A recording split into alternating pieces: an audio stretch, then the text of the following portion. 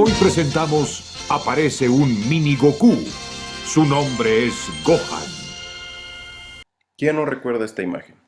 Es una imagen que nos causaba temor cuando estábamos chicos, a los que veíamos Canal 5 en México para poder ver el siguiente episodio de Dragon Ball Z. Dado que los derechos sobre los episodios televisivos de Dragon Ball se fueron adquiriendo poco a poco, muchos tuvimos la poca fortuna de ver esta imagen muchas veces a través de los años. Como niños, ¿qué podíamos hacer para esperar a que nuestro anime volviera a llegar al punto en el que nos habíamos quedado?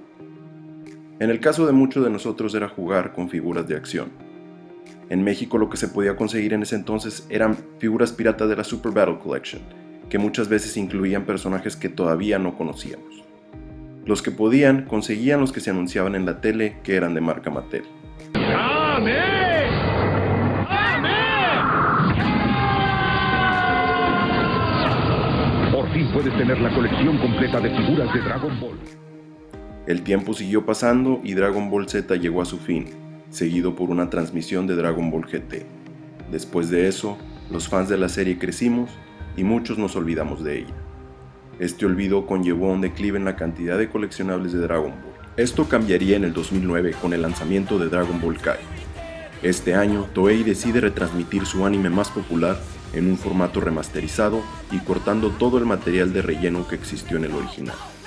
Este relanzamiento del anime revivió el interés de muchos de los antiguos fans, ahora adultos, y revivió también el interés hacia los coleccionables de Dragon Ball.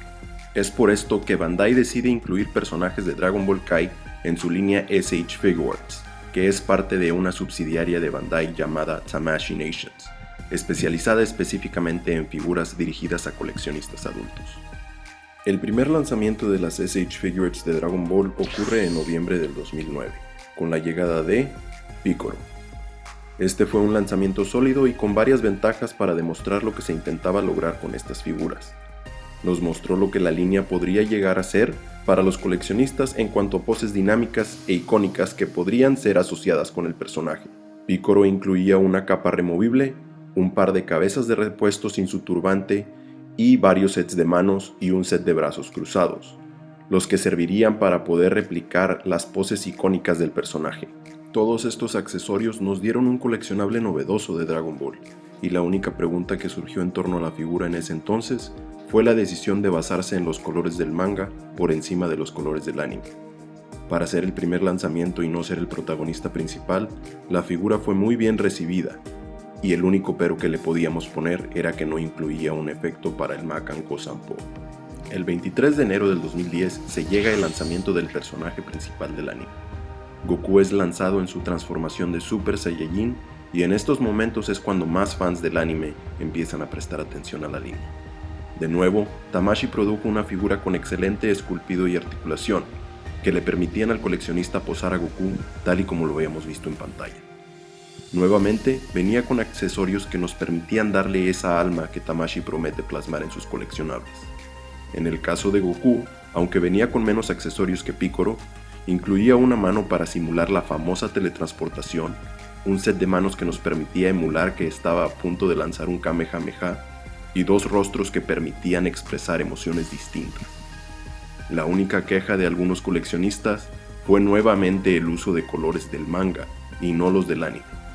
Aún así, esta figura fue un éxito y le dio más atención a la línea. 3 meses después, en mayo del 2010, el siguiente lanzamiento de la línea ve la luz. Se trata de un Gohan Super Saiyajin, justo como apareció en la saga de Cell.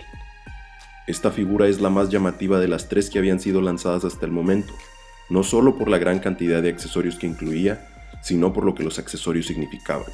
Incluida con Gohan venía una capa como la de Piccolo y varios cambios de manos para representar poses dinámicas.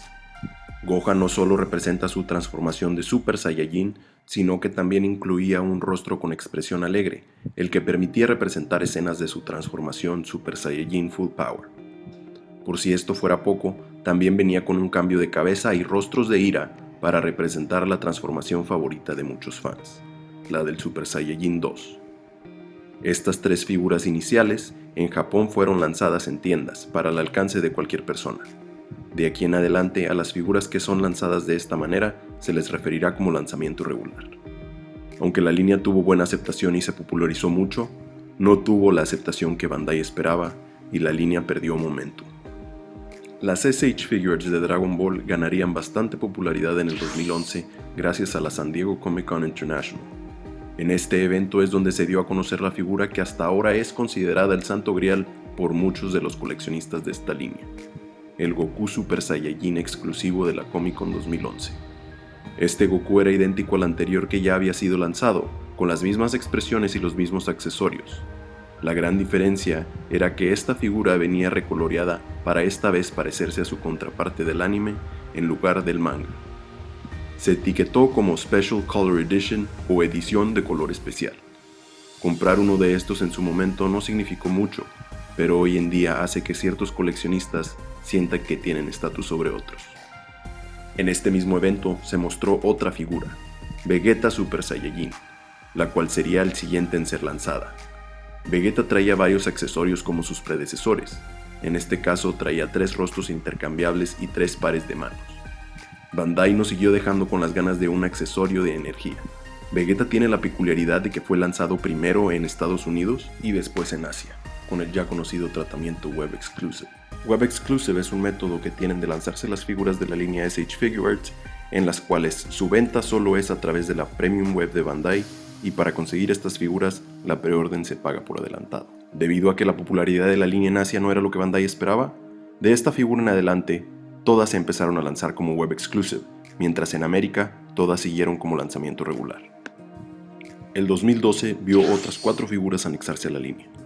La primera figura en unirse a los SHF de Dragon Ball este año fue Goku Super Saiyajin 3, una figura que a muchos coleccionistas no les agradó, debido al efecto de color que se le decidió dar. Como traía su efecto de aura, la figura contó con un coloreado con el que se simulaba que el aura le daba un look dorado al Gi y anaranjado a la piel de Goku.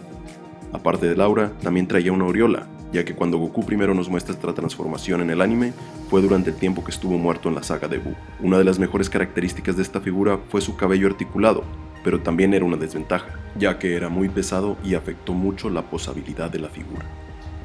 El segundo lanzamiento del 2012 se trató de nada más y nada menos que Trunks del futuro. Fue lanzado en Asia en mayo del 2012, catalogado como Web Exclusive. Comparado con Goku y Vegeta, Trunks vino con muchísimos más accesorios. No solo contaba con su transformación base, sino que también traía una cabellera para posarlo con la transformación de Super Saiyajin. Traía 4 rostros con expresiones diferentes en su estado base y 4 rostros para su transformación de Super Saiyajin. Esta figura contó con 8 pares de manos intercambiables y también fue la primera en tener el abdomen separado del pecho, lo que daba una posabilidad mucho mejor a todas las anteriores. Por si esto fuera poco, Trunks también traía como accesorio su ya conocidísima espada con la que cortó a Freezer en 2. En julio del 2012 se lanza otra exclusiva en la San Diego Comic-Con. Esta vez se trata de un repintado de la figura de Gohan que se había lanzado en el 2010. Esta figura era exactamente igual a la anterior, pero con un recoloreado que reflejara los colores del anime, con la misma etiqueta de Special Color Edition que se le incluyó a Goku. Al parecer, Bandai ya se había dado cuenta que los fans de Dragon Ball preferían que las figuras vinieran con la gama de colores del anime y estaban rectificando sus primeros lanzamientos. En este Comic-Con también vimos un prototipo de Nappa que nunca fue lanzado al mercado, a pesar de que muchos fans levantaron la voz diciendo que era una figura que necesitábamos para esta línea. El último lanzamiento del año se trató de un complemento perfecto para Gohan SDCC 2012. En noviembre se vino el lanzamiento de Cell Perfecto. Esta figura tenía un esculpido más detallado que todas las anteriores, y unos colores que, aunque no eran los del manga, tampoco estaban perfectamente alineados a los del anime. Esto llevó a que muchos coleccionistas criticaran esto, a pesar de que fue una figura muy completa y la primera en incluir accesorios que representaban al personaje lanzando energía. Cell no solo venía con su cambio de rostros y manos, sino que también incluía un Kamehameha para posar junto al villano.